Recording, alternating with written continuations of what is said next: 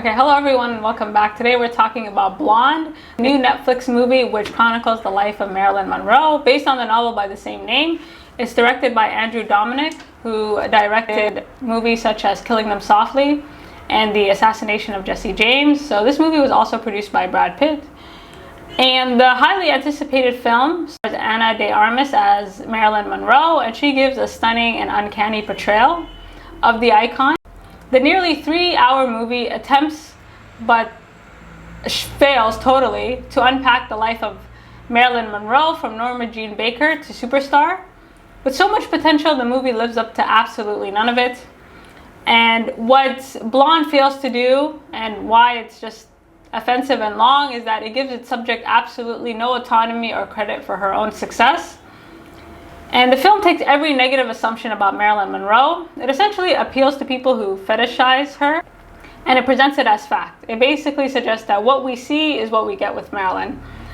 And, you know, Marilyn is someone who has been portrayed as having absolutely no depth as a human being, and the movie does nothing to combat that, right? Like, if whatever you thought of Marilyn, your opinion either got worse after the film, but there was no new insights gained.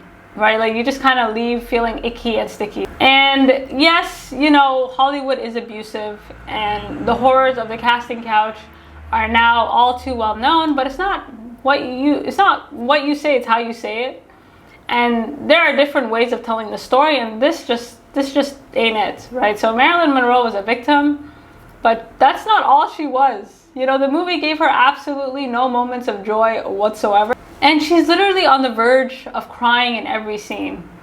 You know, like it's to the point where you're just like... And so Norma Jean Baker is someone who overcame a lot of obstacles and odds to get to where she was. And again, the movie gives her no credit for her success. And by the time we get to her death, it just seems like an inevitability, like something that she did to herself. And you don't even care. I think that's the biggest sort of crime with this film, is that not only are you offended and wondering but you don't even care because it's so damn long. And the way they portray Marilyn Monroe in this movie is that she's only as relevant as the men that she's with. And because she's been with all, like, the rumor mill with all these famous men, that's why she's relevant, right? Like she's the ultimate man-eater. That's essentially how the movie decides to portray her. So Marilyn Monroe continues to live on in memory, partly because of her untimely death and this kind of mystery surrounding her, right? Like, who killed her? What happened? Was she really with this person or that person? And my problem with this movie is that it kind of takes that, right? Like all these kind of rumors, like was she and wasn't she? And it's just like, let me just really play on that, you know? And showing someone at their worst, scene after scene after scene, isn't depth, right? You're just opportunistic. And I think the movie was so concerned with being good in terms of like entertainment value that it just kind of forgot the script, right? Like and the irony is that it doesn't work. It's not even entertaining. So I'm actually very familiar with the source material, Blonde. I read it years ago. And how can I describe Blonde? It's essentially well-written smut, right? Like I feel like Joyce Carol Oates wrote the book to get views, right? She kind of took a subject that people were interested in, and she kind of took, like, the book reads like a tabloid. And so as an adaptation, it actually works really well. But again, it's just the whole movie was for views, right? It's like, we're gonna watch it because we're interested in Marilyn Monroe, but that just ain't it.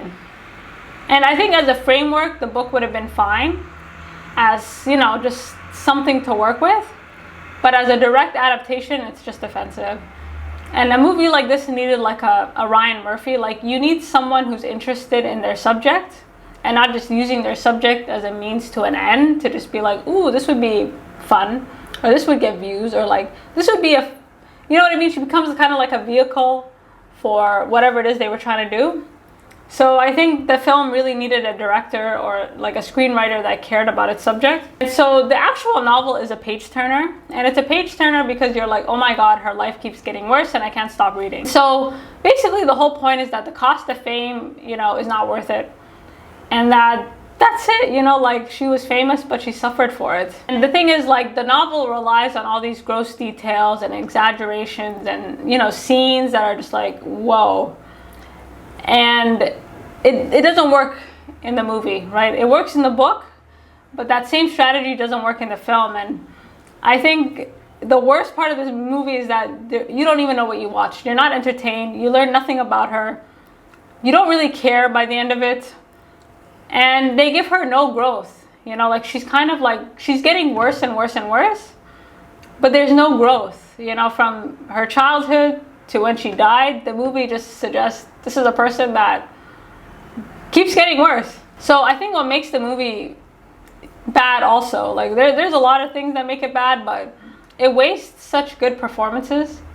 Because it would be one thing if like everybody was terrible. Like I felt like all the actors and the way the movie looked, like the technology, the cast, like they had the perfect recipe. Like this could have been great. This could have been one of the greatest, you know, movies of all time. Like they had so much potential. And especially when I saw the trailers for it, I was so excited. I was like, this is going to be like the tea on this one. And it just wasted. You know, I felt like the actors were in one movie. The cinematographer was doing something else. Like everybody was kind of doing their own thing. And it never really connected in any way. So it just felt like you were watching like a really expensive, you know, student film almost, where you're like, they're kind of playing with the visuals, which I'll talk about later. Like it looked good, but I don't know why they were making the decisions they were making. Like it didn't really impact me in terms of the storytelling. It just was like if this was a movie filled, like if you took all the stills in the movie and put them in a book, I would buy it because it's really nice. But short of that, I liked Ana De Armas as Marilyn Monroe. I know she's been getting criticism, but to me, she felt like Marilyn. And she gave depth to this one-note character. You know, like the amount of time she had to say daddy on screen, like every guy she met, this was ridiculous. But she found a way not to make it cringy. So the script, again, it gives her no moments of joy. We don't explore her friendships. We don't explore anything outside of like her worst moments. But somehow she kind of portrays her descent in a way where you can actually tell the difference from the start of the movie to the end of the movie. Like she is getting worse. And so acting wise, you know, within that one note, she showed us every variation possible. And again, the script gave no room. And so I think the most stunning thing about this movie is just like watching the cast. Like everybody looked like who they were supposed to look like. And if you're somebody who's kind of like a cinephile, or you're very familiar with Marilyn Monroe, like it's kind of trippy because you're watching it like, whoa. Like that's the only good thing about this movie, because you're like, it feels like you can't even tell the difference. Like there were scenes where Anna and Marilyn, like I thought they took it from Marilyn's movies, but it was Anna. You know, it was so uncanny in terms of spirit, in terms of mannerisms. Like in my opinion, she felt like Marilyn Monroe. Okay, the next thing I liked is the visuals. I mean, it was stunning. Like I was so impressed with how they were able to kind of recreate these iconic moments with Marilyn. And the transitions from scene to scene, like I don't know why they made the decisions they made, but it was nice to look at. Like you're like, wow, like somebody's really experimenting with like Final Cut Super Pro. Like again, I just felt like everybody was doing their own thing.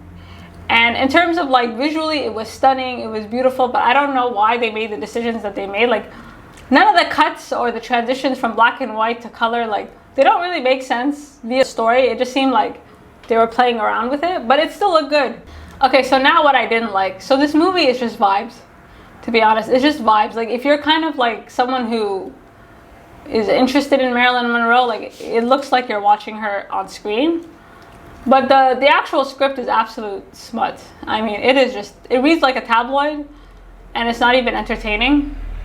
She has no autonomy. It gives her no credit for her success. Marilyn was someone who did a lot to try and get out of this phase in her life.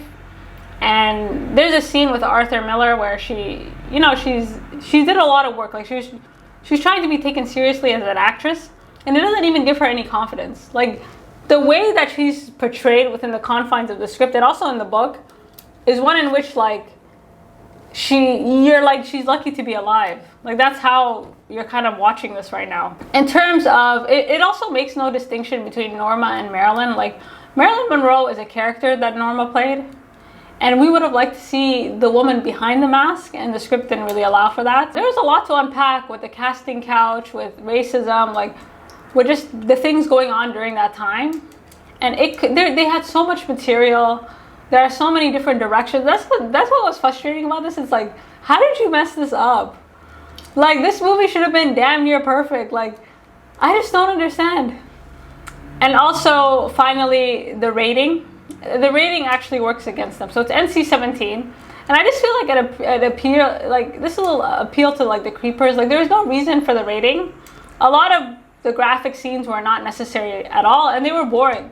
Like, they were, either you were offended or you're just like, why is this going on for, like, they went on for way too long. Like, some of the scenes, one in particular, it did not need to go on for that long. And there's a lot of, like, storytelling decisions made here. Like, there's a whole song and dance about Marilyn and these two lovers that she's with, and I don't really understand why that had to be dragged out. Like, the point of it by the end just wasn't worth the payoff. Like, you didn't need to make us sit there this long just for that. Like, that was, some parts of this movie were so drawn out, and it's like, you could have explored.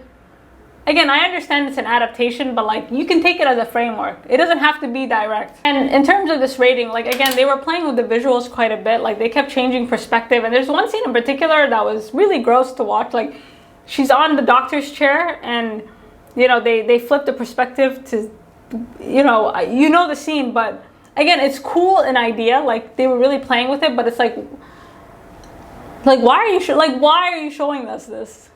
Fucking baby. That was atrocious. Like, that made no sense. Again, these were artistic decisions made that nobody really checked. Like, it was just kind of like, oh, cool. Like, we can create a talking baby. Like, that's what it felt like. But that whole bit of her talking to her unborn, like, that was just, I was like, we do not need to see this.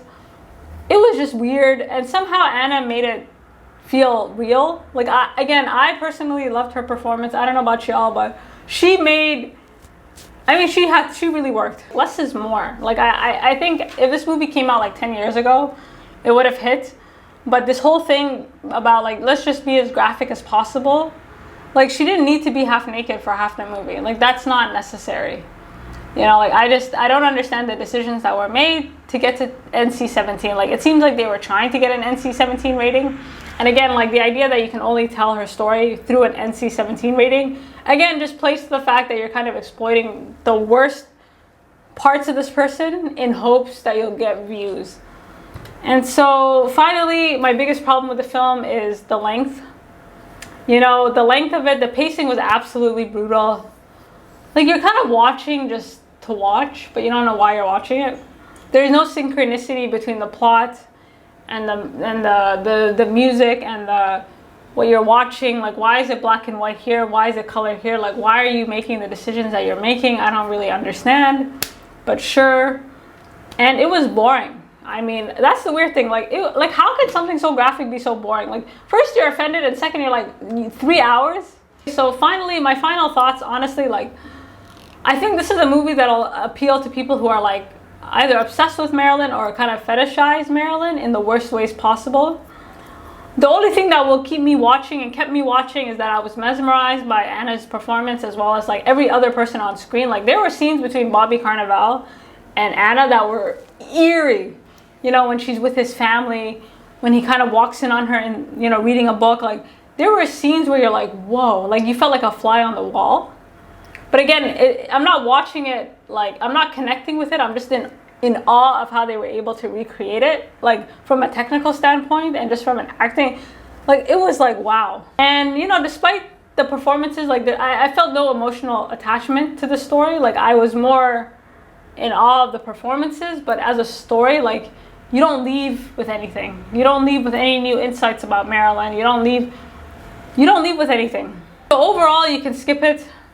I think Ana De Armas deserves all the awards for making this movie watchable. And, you know, ultimately my issue with this movie is that it kind of uses Marilyn Monroe's story as an experiment. You know, it's just, she's kind of a means to an end, and it doesn't actually care about her. It doesn't really care about unpacking the person behind Marilyn. And so it's a shame, you know, again, it's a shame because it could have been great. It had the recipe, everything, like the trailers. I don't know, y'all. You guys let me know what you think, and until next time.